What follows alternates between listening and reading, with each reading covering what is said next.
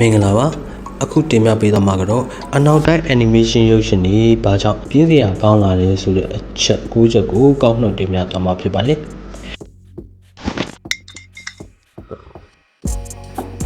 နံပါတ်1အချက်ထပ်ကအသုံးပြုနေတဲ့အကြောင်းအရာ animation ရုပ်ရှင်တွေမှာထပ်ကအသုံးပြုနေတဲ့အကြောင်းအရာတွေကဘာဖြစ်ပါလို့ထင်ပါလဲမြင်ရပါများပြီးတော့စိတ်ထဲတော်မရှိတော့တဲ့ကိုယ်ရှာဖွေခြင်းအိမ်မက်နောက်လိုက်ခြင်းစတာတွေပဲဖြစ်ပါတယ်အတုံးများပြီးတော့ပြန်နဲ့ဆန်းသွင်းမှုမရှိတာကြောင့်လို့မွေးပြပစိုးဘဝကနေအခုလိုလူစိတ်ဝင်စားမှုရောကြတဲ့ဇာတ်ကားတွေအဖြစ်ရောက်ရှိလာခြင်းဖြစ်ပါတယ်။နံပါတ်2ဟာတာပေး psychic တွေညပြလာမှုရုပ်ရှင်ကုမ္ပဏီတွေကဇလန်းတိုင်းမှာ psychic တွေထည့်ပြီးတော့ပေးတက်တဲ့အချက်ကိုဂျူလေးရှိတယ်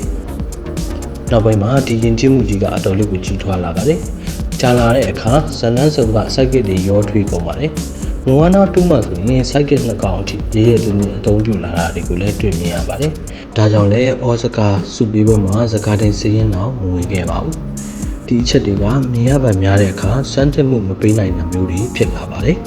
။နံပါတ်3 franchise ပေါ် focus ထားနေမှု animated ရုပ်ရှင်တွေကတစ်ခုပေါက်သွားရင် sequel, prequel, spin-off စတာတွေကိုထပ်ထုတ်ပြီးတော့အမြတ်ကြီးမြတ်သွားတဲ့တာရကအများစွာရှိပါတယ်။ဒါကြောင့်အချိန်တူတူနဲ့အပိုင်းလိုက် ongoing ပြသခြင်းတံမိုးအမြင့်ဆုံးအချိန်မှာဇလန်းကိုဖျက်တောက်လိုက်ခြင်းစတာတွေနဲ့ရုပ်ရှင်ထုတ်လုပ်ရေးတွေကဇာဝင်ခန်းနဲ့ဇက်ကောင်တွေကိုအကျွေးထားခြင်းစတာတွေကိုပြုလုပ်လာတဲ့အတွက်ကြောင့်မလို့မူရင်းဇလန်းများရဲ့အရေးအသွေးကိုထိခိုက်လာရခြင်းလည်းဖြစ်ပါတယ်။နံပါတ်4အဆုံးသတ်မှုခံများများမြင်တွေ့ရပြီးချောမွေ့ပျော်ရွှင်စရာကောင်းတဲ့အဆုံးသတ်မှုတွေကဇလန်းရဲ့နှက်ဆိုင်မှုကိုအမှန်တကယ်လျော့ပါစေပါတယ်။ဥပမာတစ်ခုပြောရရင်ဂိမ်းရော့တုံးမှာဇက်ကောင်နိုင်ငံအသက်မရှင်ကြတယ်လို့မျိုးဖြစ်ပါတယ်မြန်မာနိုင်ငံမှာရောကမ္ဘာမှာရောစိုးစိုးကျွေလွင့်သွားတဲ့ဒိတ်ဒိတ်ချေအမှုပညာရှင်တွေကလဲကျန်ကြီးအဖြစ်စံထားခြင်းခံရလေရှိပါတယ်တီဗီသားလူတွေရဲ့အမှုပညာကိုတန်းတာနေတဲ့အချိန်မှာခေတ်တဲ့အမှုပညာရှင်နဲ့သူတက်ငါပိုးသားတဲ့အမှုပညာရှင်တွေကအသက်အရွယ်ကြီးမြင့်လာမှုနဲ့အတူစမ်းကြလာတာကိုမလွဲမသွေကြုံတွေ့ရမှာဖြစ်ပါတယ်ဒါကြောင့်မလို့ဇလန်းနဲ့ဇက်ကောင်တွေကိုအကျွေးထားမနေဘဲနဲ့နောက်ထပ်တကားထိုက်ရိုက်ဖို့အသက်ရှင်ထားမနေဘဲနဲ့လိုအပ်တဲ့နေရာမှာဇတေးလိုက်တာကပို့ပြီးတော့ပရိသတ်တွေရဲ့စိတ်ထဲမှာဆွဲထင်စေခဲ့မှာဖြစ်ပါတယ်။နံပါတ်6 viral သချင်းတွေကိုအလွန်အကျွံအသုံးပြုခြင်း true ရုပ်ရှင်လိုဇာတ်ကားတွေကဟိုအရင်ခေတ်ကလင်းသချင်းကိုပြန်ဆိုပြီးတော့အဲ့ဒီသချင်းမစိနဲ့ပဲအောင်မြင်အောင်ဖန်တီးထားတဲ့ဇလန်းတွေရှိပါတယ်။ဒါပေမဲ့ရှားလို့ရှားပါတယ်။ဥပမာအနေနဲ့ပြောရမယ်ဆိုရင် try everything let it go bring back my boom စတဲ့တခြင်းတွေလိုပဲအဲ့ဒီကိုယ်ပိုင်တခြင်းတွေကဇလန်းရဲ့စိတ်ဝင်စားမှုကိုတော့မှပို့ပြီးတော့မြင့်တင်ပေးနိုင်တဲ့တခြင်းတွေဖြစ်ပါတယ်။ viral sound အားကိုနဲ့မပါမဖြစ်ထည့်ပြီးလိုက်ခါမှာတခြင်း trend ကုန်သွားတဲ့အခါမှာရုပ်ရှင်တင်တဲ့အချိန်နဲ့တွက်ကိုက်ပြီးတော့ကြီးစုသူတွေအပေါ်စမ်းသစ်မှုမပေးနိုင်တဲ့ရတမျိုးတွေစောင့်မျှော်ရတာမနှက်တဲ့ရတမျိုးတွေရရှိတော့မှာဖြစ်ပါတယ်။အဲ့ဒါကြောင့်မလို့ viral တခြင်းတွေကိုအလွန်အကျွံအသုံးပြုခြင်းကလည်းပေးတက်ကစိတ်ဝင်စားမှုကိုရောကြစေတဲ့အကြောင်းအရာတစ်ခုလည်းဖြစ်ပါတယ်။နံပါတ်6ဇက်ကောင်ကြီးရဲ့စိတ်နေစိတ်ထား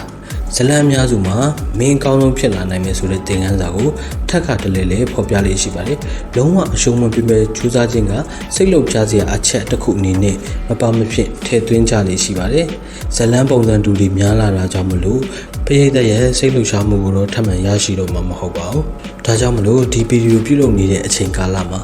ပြဿနာကိုမီးတွန်းရှာတဲ့ငမွေသီးပုံစံနဲ့ပုံပေါ်ထားတဲ့နေကြတူရုပ်ရှင်က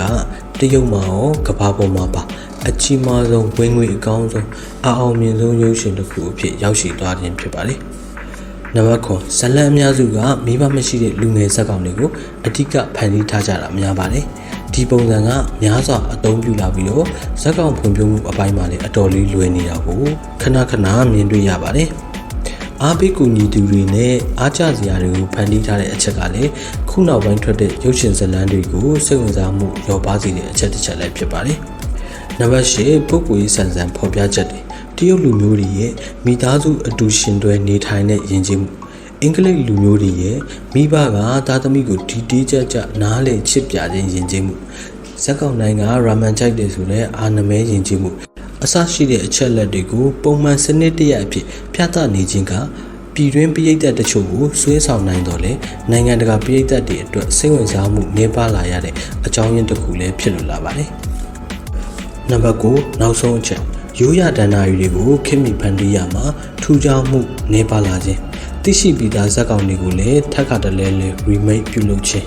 မျက်စိပရိသတ်ဖြစ်ပွဲ animation design တွေပေါ်ကိုအထူးအားပြုနေခြင်း studio တွေကကုန်ကျစရိတ်ပြန်လည်ရရှိဖို့ထက်အများရရှိဖို့ကိုဦးစားပေးနေခြင်းထူးခြားတဲ့အတွေ့အကြုံနဲ့ပရိသတ်ကိုဆွဲဆောင်နိုင်မဲ့ဇလံမျိုးမဖန်တီးနိုင်တော့ခြင်းစတဲ့အချက်တွေကြောင့်မလို့ဇလံလေးနက်မှုအပိုင်းမှာအားနည်းလာကပရိသတ်တွေလိုအပ်နေတဲ့ရတကိုနောက်ပိုင်းဇလံတွေမှာမပေးနိုင်သေးတာလို့သုံးသပ်ရင်အားလုံးကိုနှုတ်ဆက်လိုက်ပါတယ်